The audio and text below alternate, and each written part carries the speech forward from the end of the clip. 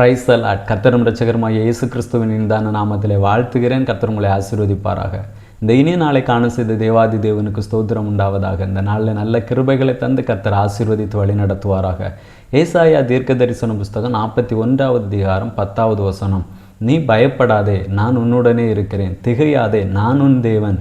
நான் உன்னை பலப்படுத்தி உனக்கு சகாயம் பண்ணுவேன்.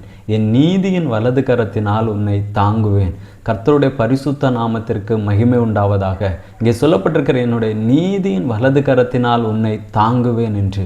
நம்முடைய கர்த்தர் அவருடைய கரத்தினால் நம்மை தாங்கி நடத்துகிறவராக இருக்கிறார். சங்கீதம் 37வது சங்கீதத்திலே பார்க்கும் பொழுது, அவன் விழுந்தாலும் தள்ளுண்டு போவதில்லை, கர்த்தர் தமது கையினால் அவனை தாங்குகிறார் என்று வாசிக்கிறோம். நம்முடைய கர்த்தர் நாம் விழுந்து போவதை அவர் அனுமதிப்பதில்லை. நாம் விழுந்து போகும் பொழுது அவருடைய வலது கரத்தினால் நம்மை தாங்கி நடத்துகிறவராக இருக்கிறார். நம் பலவீனத்திலே விழுந்து போகும் பொழுது அந்த பலவீனம் என்னை ஆட்கொண்டு விடாதபடி, அந்த பலவீனம் என்னை மூழ்கடித்து விடாதபடி கர்த்தர் என்ன செய்கிறார்? தாங்கி நடத்துகிறவராக இருக்கிறார். சில சோதனைகள் விழுந்து போகும் பொழுது கர்த்தர் தம்முடைய வலது கரத்தினால் நம்ம என்ன செய்கிறார்? தாங்கி நடத்துகிறவராக இருக்கிறார். நம்முடைய வாழ்க்கையில் எவ்வளவோ பலவீனங்கள் வந்தது, எவ்வளவோ சோதனைகள் வந்தது, எவ்வளவோ பிரச்சனைகள் வந்தது. எதுலேயுமே கர்த்தர் நம்மை விழுந்து போக விடவில்லை.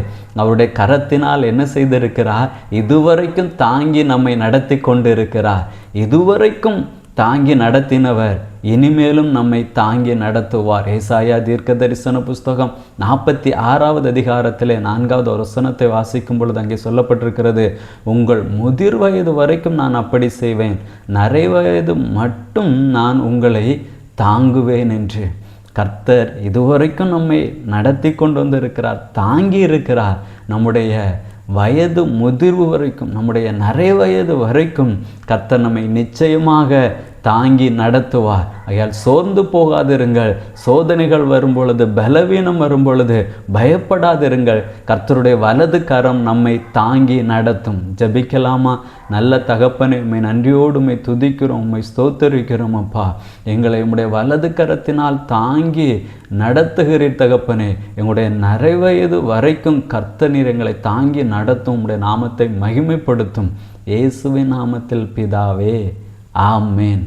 God bless you.